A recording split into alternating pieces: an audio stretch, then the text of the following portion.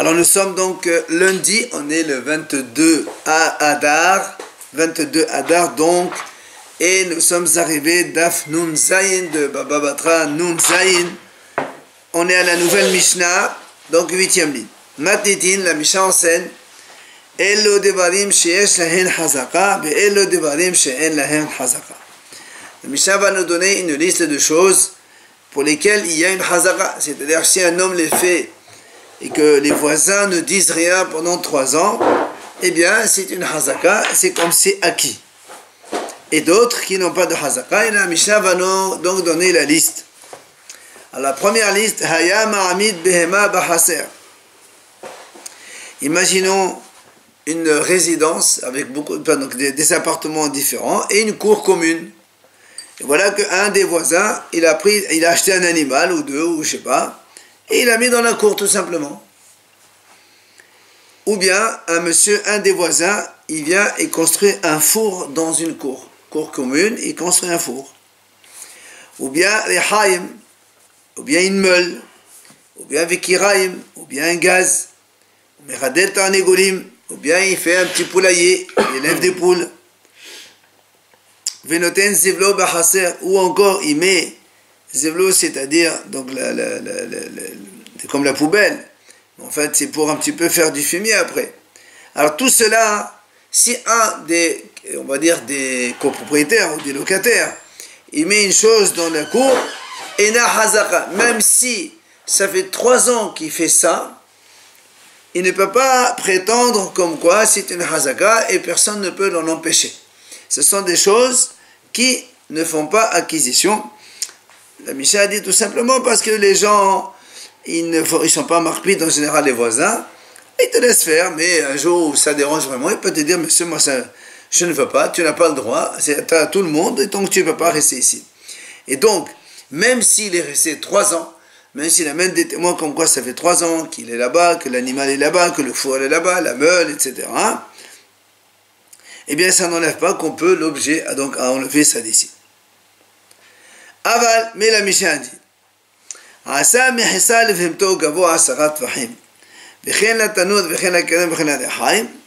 Si maintenant la Mishnah dit, ce monsieur, par exemple, il a acheté un animal, mais il lui a fait une mehisa, un petit muret, une barrière, dans un petit coin, une barrière comme ça de 1 mètre minimum, ou encore il a fait un four, ou un gaz, ou une meule, et à tout ça il a fait une muraille, une sorte donc de petite barrière pour un petit peu la mettre de côté. Eh bien, la Mishnah va dire donc ça c'est une hazaka, et donc on ne peut pas lui enlever ça. Ou encore la Mishnah dit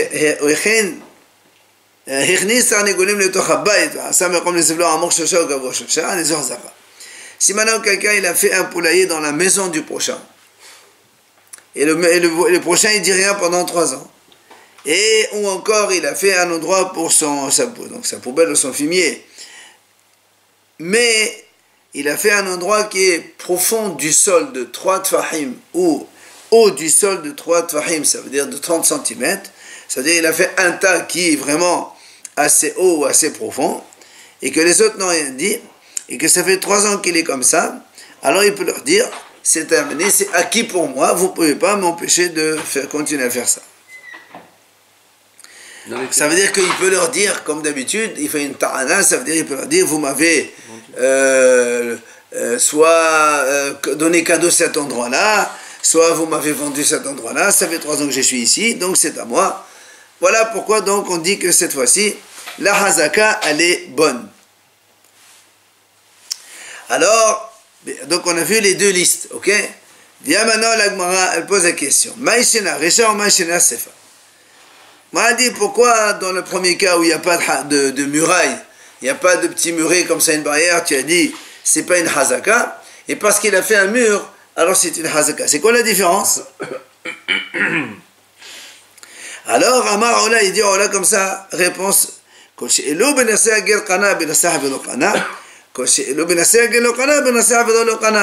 Ola, il répond très simplement, il dit, tout ce que un homme fait, et que si ça a été fait dans les biens d'un converti qui est mort sans héritier, ça aurait eu effet d'acquisition, ben, si tu le fais dans une cour commune de voisins, ça a le même effet d'acquisition. Et si tu fais quelque chose qui, si tu l'avais fait donc dans les terrains d'un converti qui est mort sans héritier, ben, l'acquisition n'est pas valable. Ben, la même chose, quand tu fais ça dans une cour commune et que, donc avec des voisins, ton acquisition n'est pas valable. C'est pour ça que, rappelez-vous, ce qu'on a dit nous dans le bien d'un converti, qu'est-ce qu'il faut faire dans le terrain? Il faut soit creuser, soit construire un mur, faire une serrure. Donc il faut quelque chose de réel, donc un travail réel dans le sol, dans le terrain. Alors c'est pour ça que quand on amène un animal, si quelqu'un par exemple, il veut acquérir un terrain d'un converti qui est mort sans héritier, même s'il amène un animal, même s'il construit il met une meule là-bas, il construit une cuisinière ou un truc comme ça, il n'a pas acquis pour autant. Parce que pour acquérir le terrain d'un converti qui est mort sans héritier, on a déjà dit, il faut creuser dans le sol ou bien construire un mur. C'est pour ça que dans la première liste, il n'y a pas d'acquisition. Et dans la deuxième liste, où à chaque fois il a construit une muraille, un petit muret comme ça, donc pour protéger son animal, sa meule ou son four, etc. Alors là, ça fait acquisition. Donc, Allah, il donne une réponse toute simple.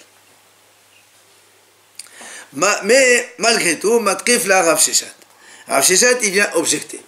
Il dit, quoi, tu as dit, quand l'acquisition elle est bonne dans les biens d'un converti, alors elle est bonne ici aussi. Ici, là-bas, dans les biens d'un converti, elle n'est pas bonne, ici aussi, elle n'est pas bonne. Est-ce que c'est un principe infaillible? C'est-à-dire, c'est comme ça, la loi tout le temps? C'est pas possible. Pourquoi? Parce que nous, on a vu des cas où c'est différent. Tu peux acquérir chez le converti, alors que ça ne marche pas chez le voisin. Et tu peux acquérir chez le voisin, alors que ça ne marche pas chez le converti. Il va nous donner un exemple tout simple. Il dit, Bahare Nir. La Gemara dit, on a vu ça avant. Si quelqu'un, il laboure le terrain d'un converti. Il laboure. Quelqu'un, il a entendu qu'un converti, il est mort, il est sans héritier, il est parti dans son terrain, il a labouré le terrain. Est-ce que l'acquisition elle est bonne? Oui, puisqu'il a fait des trous dans le sol. Par contre, Benerse Havero, si quelqu'un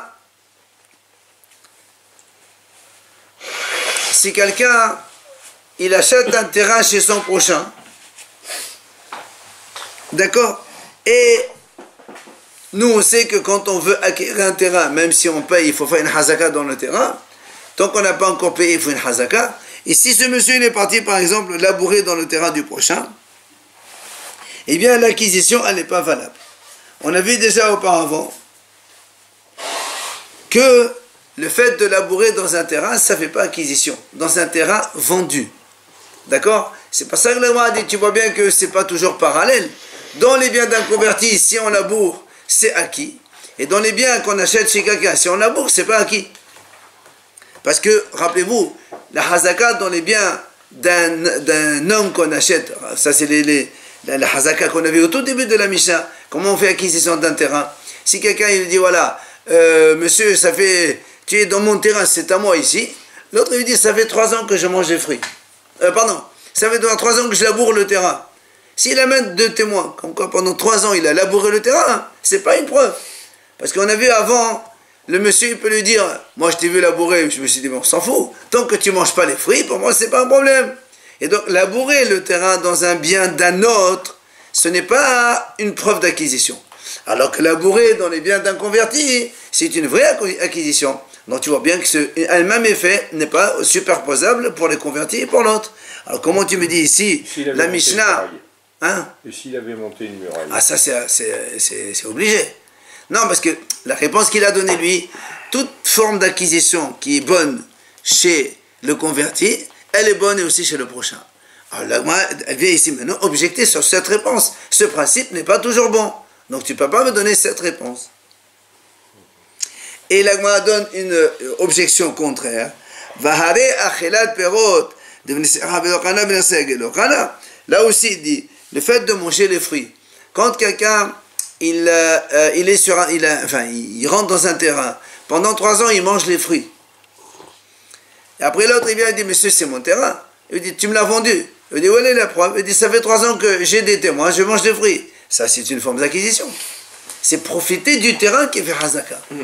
Alors que si tu vas dans les biens d'un converti, vous vous rappelez quand on a étudié, si un homme, il coupe les fruits d'un arbre, si c'est pour le manger, c'est pas une acquisition. Et si c'est pour le bien de l'arbre, pour élaguer l'arbre, c'est bon. Donc le fait de manger des fruits dans un bien d'un converti, c'est pas une forme d'acquisition. Donc tu vois bien que le converti et les biens d'un normal, c'est pas du tout superposable.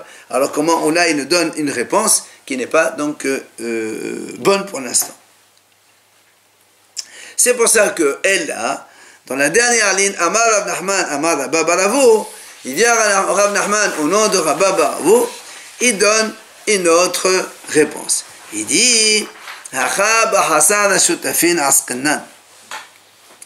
fait, la Gemara jusqu'à présent elle pensait que dans la cour commune, c'est un monsieur de l'extérieur qui est venu faire mettre les animaux, le murer et tout ça.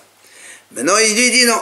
Ici on parle d'un hasar shutafin, c'est-à-dire c'est une cour commune et c'est un voisin qui est venu mettre donc soit la meule, soit la cuisinière, soit l'animal, etc.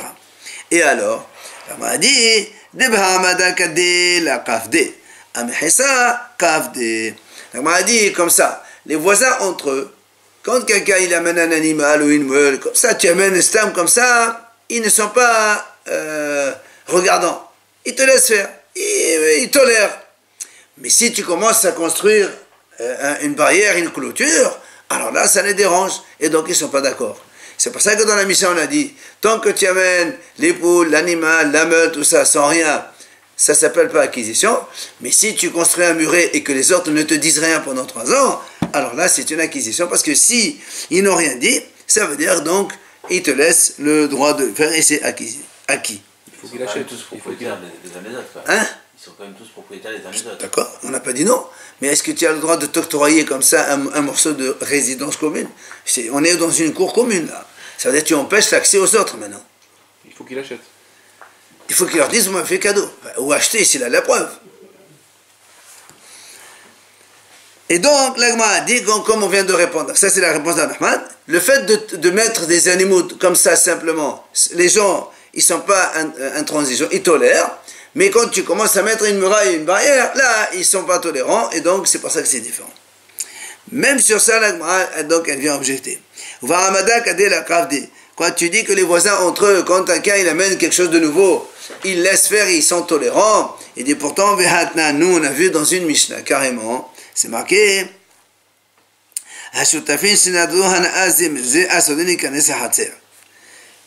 il dit, imagine, il y a une habitation, il y a 2 voisins. 2 voisins, chacun a une maison, mais ils ont une résidence commune, une cour commune. Alors si un, il dit à l'autre, un jour il s'énerve, il se dispute, et il dit, écoute, voilà, à partir d'aujourd'hui, je t'interdis de profiter de mes biens. Alors la Mishnah dit là-bas, que le voisin, il n'a pas le droit d'emprunter la cour. Parce que la cour, elle appartient aux 2. Donc, il n'a même pas le droit d'accéder chez lui à la maison à travers la cour. À travers sa partie de cour. Non, il n'y a pas de partie de cour, c'est une cour commune, ça. Mais... Alors, justement, donc la Gemara dit, tu vois bien que, quand on dit dans les Nédarim, ici, que si l'autre, il lui dit, tu es interdit de profiter de moi, ça veut dire que même le fait qu'il marche, en fait, il ne va rien faire, lui, il fait juste marcher pour rentrer chez lui à la maison. Alors toi, tu m'as dit tout à l'heure, le fait de mettre un animal ou de mettre des poules sans rien, les gens, ils sont tolérants. Mais tu vois bien qu'ici, on veut que c'est pas tolérant, c'est assaut. Mais la phrase ne convient pas. Hein? La phrase ne convient pas, c'est une proposition qui ne tient pas, ça. Pourquoi? Je t'interdis de profiter de mes biens, ça veut dire que la cour commune lui appartient. Elle m'appartient aussi. Aussi. Donc, si elle m'appartient aussi, je peux t'interdire l'accès. C'est comme ça, la Mishnah dit, oui, la Mishnah dit, il n'a pas le droit. L'autre peut lui dire exactement la même chose. D'accord. Donc il reste les 2 dans la maison. Voilà, ils prennent un autre accès chez eux à la maison, ils partent ailleurs. Quoi qu'il en soit, ce qu'on prouve ici, c'est qu'un homme, il peut être non tolérant, même par le passage d'un voisin. Et toi, tu me dis ici, non, quand tu mets un animal, ils sont tolérants en général, ils disent rien. C'est pas possible. c'est pour ça que Rav Nachman reprend ça. Ella amar Rav Nachman amar Rabba Baravu acha barhava shel acholi bate maschinan devar medakadeh la kavde am hasra kavde. La Gemara a dit, en vérité, ici il s'agit non pas de la cour commune. À l'époque d'avant, il y avait donc des maisons avec une cour commune devant pour accéder à la rue. Ils avaient derrière aussi ce qu'on appelle l'arrière maison, je sais pas quoi. Arrière-cour si on veut, ça s'appelle Rehava. Rehava, c'est la Khouada Batim. Et là-bas, il dit, Rav Nachman dit, c'est là-bas que les gens, ils tolèrent l'accès des gens comme ça, même si tu marches dans mon domaine, c'est pas grave. Tu marches, ou tu mets une vache, comme ça. Armada, c'est rien du tout, ils sont tolérants. Donc c'est pour ça que Rav Nachman y répond. Dans la Mishnah qu'on a dit, le fait de te mettre un animal ou des poulaillers ou un truc comme ça, si tu les mets derrière, comme ça, sans construire une clôture, ils tolèrent, ils ne font rien du tout. Par contre, si tu commences à mettre une clôture, là, ils ne sont pas tolérants, et si tu le fais, ça vaut acquisition. Viens maintenant à la papa, il nous donne carrément une deuxième réponse. Papa Amar et DVD Bahassar Rajutafin. Il m'a dit, Papa, il te dit, je peux te dire qu'il s'agit dans les deux cas que c'est une cour commune. D'accord? Alors pourquoi tu me dis, voilà la Mishnah ici, on a vu que dans le Neder ça ne marche pas. Il te dit, c'est pas du tout la même chose. Pourquoi? Il dit, il y a des gens qui sont marpites, c'est-à-dire ils n'acceptent pas. Et il y a des gens qui sont non marpites, ils sont tolérants. Et alors, comment on fait? Il te dit, voilà, c'est simple. Gabé mamona lekula, gabé sura lehumra. Voilà, dit comme ça. Quand il s'agit d'argent, toi tu sais pas, est-ce qu'ils sont marpides ou ils ne sont pas marpides? Alors on dit, si tu m'as laissé faire, c'est-à-dire je mets mon animal ou mon poulailler ou ma meule dans la cour commune et tu dis rien, vachement que tu n'es pas marpide. C'est vraiment, moi je ne sais pas. Alors je fais la chose et je vois, si tu es marpide, tu es marpide. Si tu n'es pas marpide, tu me laisses faire. Ça veut dire que tu es tolérant, donc il n'y a pas de problème. Donc au niveau donc, de l'argent, des choses financières, on est plutôt cool. On est cool, c'est-à-dire on regarde l'autre comme tolérant. Mais pour ce qui est Issoura, quand il s'agit des vœux, les vœux c'est des choses, des interdictions. Alors là, on ne dit pas, je vais passer, je vais voir. Comme il a fait un vœu et que c'est une interdiction, à l'origine, je vais dire, normalement, il est marpide, il ne veut pas que je passe. Donc c'est pour ça que c'est la chose de passer jusqu'à ce que l'autre il te montre qu'il n'est pas marpide. Et donc c'est pour ça que ça change entre la Mishnah des Nédarim et notre cas, nous.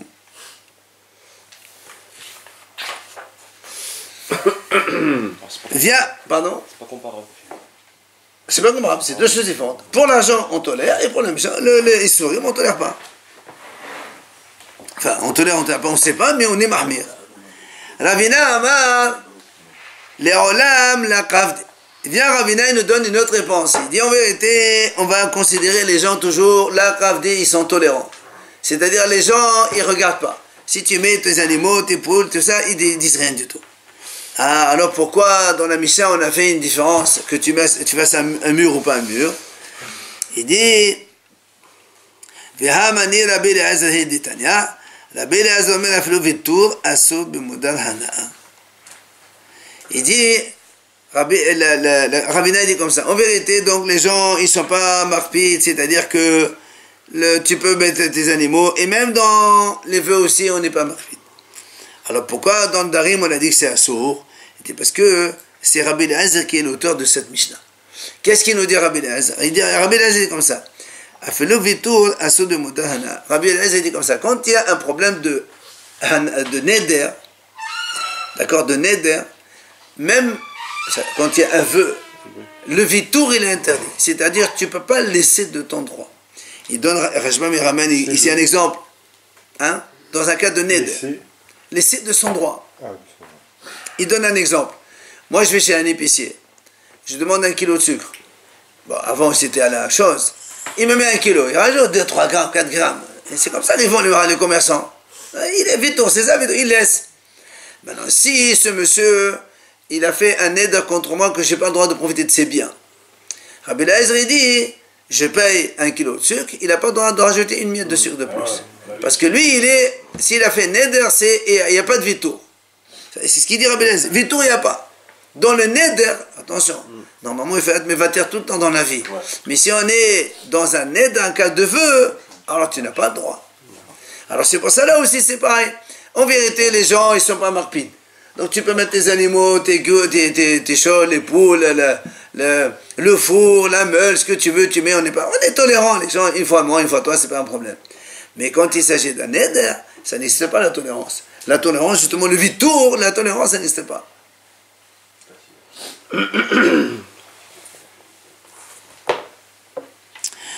Amar Rabbi Yohanan, La tolérance ne devient pas titre de propriété. D'accord. non, pas du tout. Non, pas du tout. Alors moi, je sais Mais attention, dans le cas, notre cas à nous, comme c'est quelque chose de tolérant, c'est-à-dire tu ne peux pas aujourd'hui tolérer, après demain tu dis je ne tolère plus, ça ne marche pas. Si tu tolères pendant 3 ans, après c'est fini. C'est ce qu'on est en train de dire. Si on tolère pendant 3 ans, comme dans le message, j'ai mis un animal, j'ai mis une meule, ça fait 3 ans que j'y suis, tu ne peux pas me dire en demain, allez, oh monsieur, va-t'en d'ici, c'est pas possible. D'accord. Amar Rabbi Yohanan, monsieur Rabbi Banna'a. Il vient Rabbi Yohanan, il nous enseigne, comme on a parlé de Shutafin, de Hassar Shutafin, cour commune. Bakol Shutafin Me'akivin Zedze. Il dit, des résidents d'une même cour commune, ils peuvent s'opposer dans tout. C'est-à-dire, si un voisin il veut faire quelque chose dans la cour qui est privé, je peux m'opposer. Monsieur, tu n'as pas le droit. Ça, c'est commun à tout le monde. Tu fais ça chez toi, pas ici. Etc. Dans tout, sauf une seule chose. C'est quoi?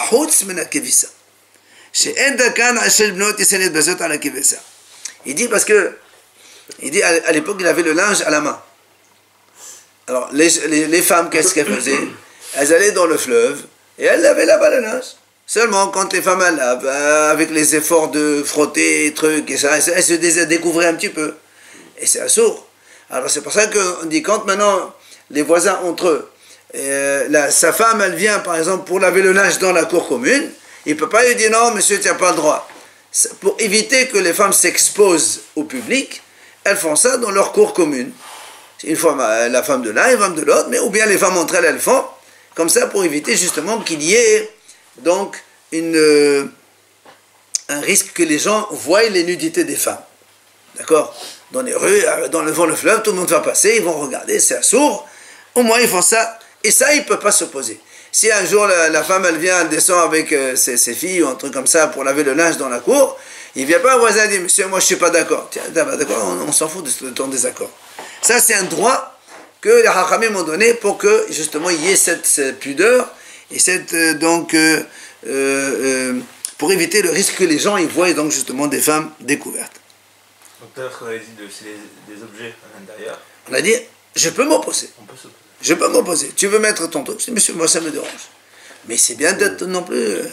d'accord. C'est un droit. C'est un droit. On peut peut-être détailler le mot couvert et découvert. C'est-à-dire Qu'est-ce qu'une femme ne peut pas montrer? ça c'est connu. Est-ce que la burqa peut trouver sa Ça c'est des halakhot connus au niveau donc de l'attention de la femme, au-dessus du genou, au-dessus du coude. Donc tout ça c'est des choses. Mais bon, c'est pas ici le lieu. Voilà. Alors, puisqu'on parle de ça, la Gemara dit, elle nous ramène un pasouk. Le pasouk il dit dans le prophète Ishaïa, celui qui ferme ses yeux de ne pas voir le mal. Sur ce pasouk, Amar Rabbi Yahya bar Abba, il a dit Rabbi Yahya bar Abba, c'est celui qui, parce qu'il y a marqué celui qui ferme les yeux de ne pas voir le mal. Il dit on parle de celui qui justement, il ne voit pas les femmes quand elles sont en train de laver le linge. Parce que donc on sait que les femmes quand elles lavent le linge, forcément elles se découvrent. Ou le coude, ou les jambes. Et donc lui, qu'est-ce qu'il fait? Il ferme les yeux, alors il ne voit pas le mal. Donc c'est le passouk qui vante le mérite de telle personne. Vient la Gemara, elle discute. Hechidami. Moi, dit attends, de quoi il s'agit ici? Il dit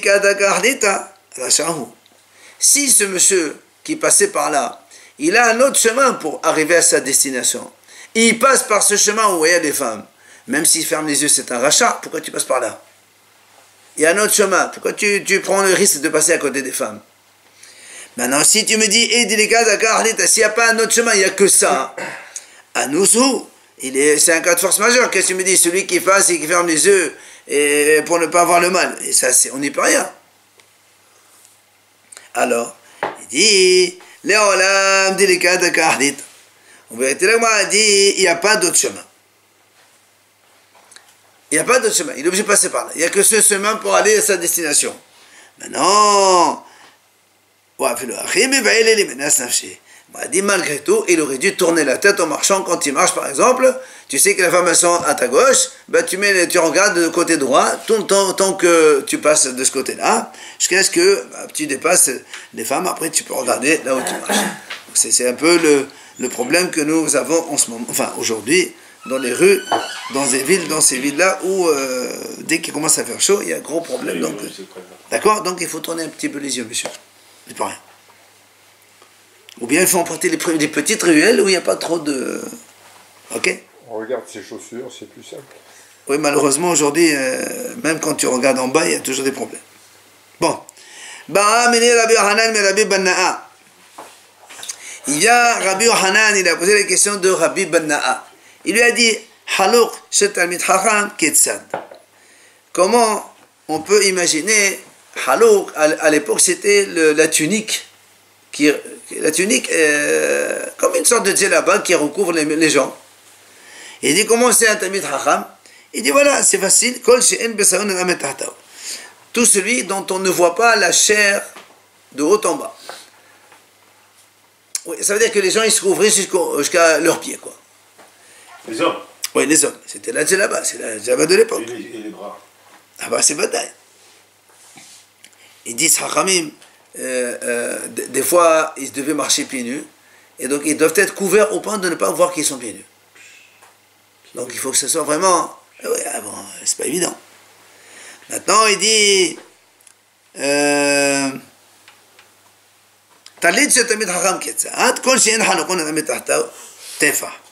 Maintenant, un talit, c'est-à-dire l'habit au-dessus qui met un petit peu les vestes aujourd'hui ou les manteaux, c'est comment un Talmid Chacham, il dit, on ne voit pas sa tunique intérieure, donc tefa. C'est-à-dire qu'il faut que ça recouvre autant la tunique de l'intérieur. Shulhan, c'est Talmid Chacham Ketzad. Il dit, comment on peut imaginer la table d'un Talmid Chacham? Comment c'est une table d'un Talmid Chacham? Et l'Agma nous explique ici Ketzad, Shnei Shishi Gdil, ou Shlish Gilai, Ve'alaw, Yaqa'alot Vi'alak, Ve'tabatum Bechutz. Il dit comme ça. Avant les tables d'avant, les gens ils mettaient comme ça. Il dit, chez un Talmid Chacham, comme ça se passe. Les 2/3, donc il y a une nappe, il y a les couverts, tout ça pour que les gens ils mangent. 1/3 de la table, ils mettent pas de nappe, ils mettent là-bas les casseroles, les salades, tout ça. Comme ça, quand ils servent, ça salit pas la nappe, et ça sert le bois carrément directement. Et plus il dit, ils avaient un petit anneau à l'extérieur, comme ça, quand on finit de manger par exemple, on prend l'intérieur et on suspend la table à un mur. Avant c'était des petites tables individuelles, c'est pas comme aujourd'hui une table commune. Quand on finit... La table. L'anneau à la nappe. Non, l'anneau de la table. Tu prends la table? Bah oui, on met en table, on la met comme ça. Comme ça, moi, ça fait de la place après. Après se plier. Eh oui. C'est ce qu'il dit, ok? 2/3 la nappe avec les choses, 1/3 là où il y a le manger, la nourriture, et après il y a un anneau de l'extérieur. Alors il m'a dit, pourtant il y a une braïta qui dit non, l'anneau il doit être de l'intérieur, pas de l'extérieur. C'est-à-dire côté manger, pas côté de l'autre côté. Encore une fois, à l'époque ils avaient chacun sa petite table, ils mangent dedans, d'accord? Ils mangeaient pas ensemble? Non. Enfin, si, ils mangeaient ensemble, mais ils avaient chacun sa petite table. C'est pas une table commune. Avant, il fallait un divan pour manger. Alors, imagine, comment tu vas mettre une table comme ça, tout le monde?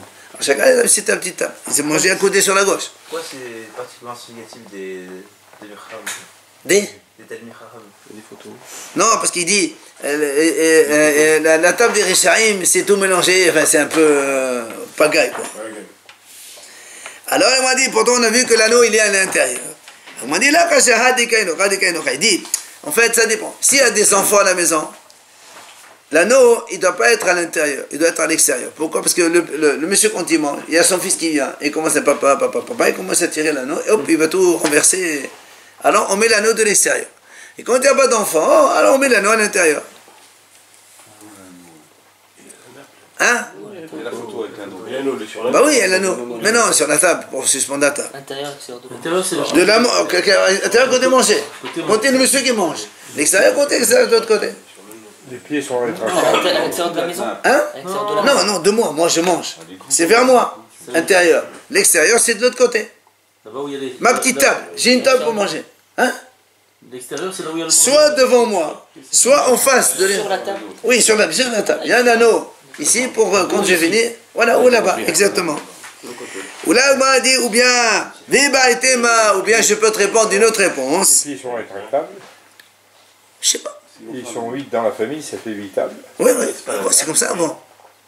Avant, ils mangeaient à côté sur la gauche. Ils étaient sur un fauteuil comme ça. Comment on fait appeler ça? Exactement pas. pareil. C'est l'héritage des Romains ou quoi là? Ah non, c'est pas l'héritage des Romains, c'était l'héritage des Tanaïm. C'est à l'époque de Tanaïm, c'était avant les Romains. Les Romains sont bien après. Alors, la Gemara dit, ou bien, 2 secondes. Ou bien, donc une autre réponse. Je peux te dire, il n'y a pas d'enfant. Alors pourquoi une fois il y a marqué l'anneau il est à l'intérieur vers moi, l'autre, et une fois il y a marqué l'anneau il doit être à l'extérieur? Il dit c'est facile. C'est quand il y a un shamash, un serveur qui sert ou pas. Quand il y a un serveur qui sert, on met l'anneau vers nous, pour ne pas qu'il trébuche avec, apparemment il devait avoir un gros anneau. D'accord? Alors s'il passe par là-bas pour nous servir, il risque de trébucher. Voilà. Alors quand il y a un serveur, on met l'anneau vers nous. Et quand il n'y a pas de serveur, on met l'anneau vers l'extérieur. Et là, moi, donc, encore une autre réponse. Ou bien, je peux te dire, il y a un shamash, donc il y a un serveur. Quand c'est le jour, tu peux mettre à l'extérieur, le serveur il regarde. Et quand c'est la nuit, il peut ne pas regarder. Tu mets l'anneau à l'intérieur, comme ça, il ne trébuche pas. Des choses... D'ailleurs, on a accroché la table au mur. Apparemment. Et quand ils finissent de manger, qu'est-ce qu'ils vont faire? Ils ne vont pas laisser la table comme ça. Ils n'étudient pas sur la table. Mais ils étudient. Avant, il n'y avait pas des livres, on étudiait par cœur. Maintenant, il dit, à quoi ressemble la table d'un ignorant maintenant? L'imdora, il dit, comme une sorte de... Medora, c'est une flamme, et avec des casseroles qui l'entourent, c'est-à-dire, c'est un peu mélangé n'importe comment, et c'est pas grave, quoi. Maintenant, il dit, comment il est le lit où ils dorment, les Talmidei Chachamim. Il m'a dit, Kol she'en tarteha ella sandalin b'mot hama ou menalin b'mot hageshamim. Il dit, c'est un lit. Là, en fait, on veut dire ici qu'il ne faut pas mettre de la nourriture sous le lit. Alors, il te dit, le lit d'un Talmidei Chacham, il n'y a rien. En dessous du lit, il n'y a rien, c'est vide. Il n'y a que ses sandales en été, quand il dort, il les met sous le lit, ou bien ses chaussures en hiver, c'est tout.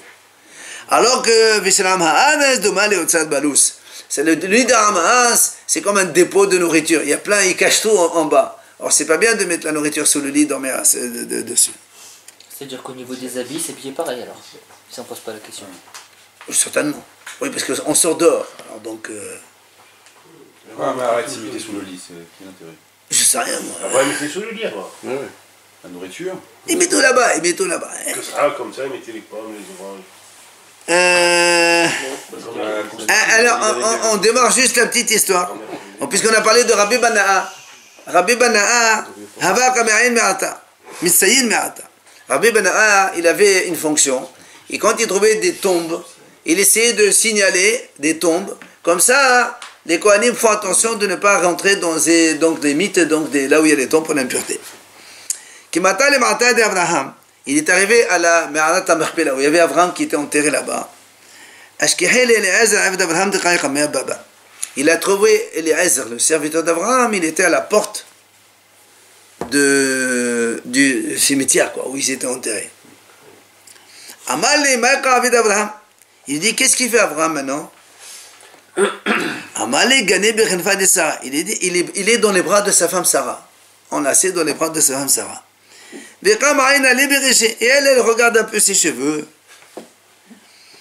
Alors,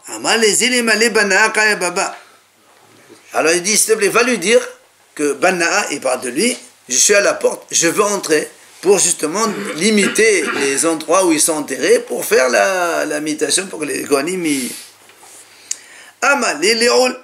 Alors Abraham il a dit à Eliezer, dis-lui de rentrer. Et comme il était enlacé avec sa femme Sarah, c'est pas joli. Alors il a dit, c'est pas grave, mais il dit, il n'y a pas de Sarah dans le là-bas, dans la Maba. Pourquoi il y a de ça, hein? Et il les voit en train de s'enlacer. Tu vois un monsieur enlacer sa femme. Mais comme c'est qui il y a de ça? C'est pour qui? Pour celui qui Pour ce Rabbi Bena, il les voit comme ça. C'est Sniout, ouais. Oui, mais là, il y a pas, justement. Là-bas, il n'y a plus.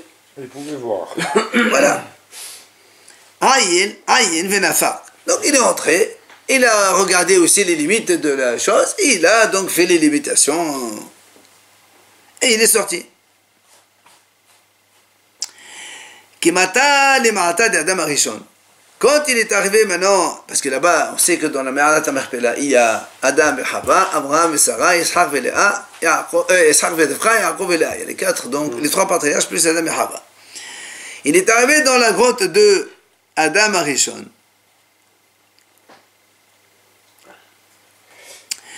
Il voulait donc aller regarder aussi combien c'est, pour limiter. Attendez, mais ils ne sont pas du même moment.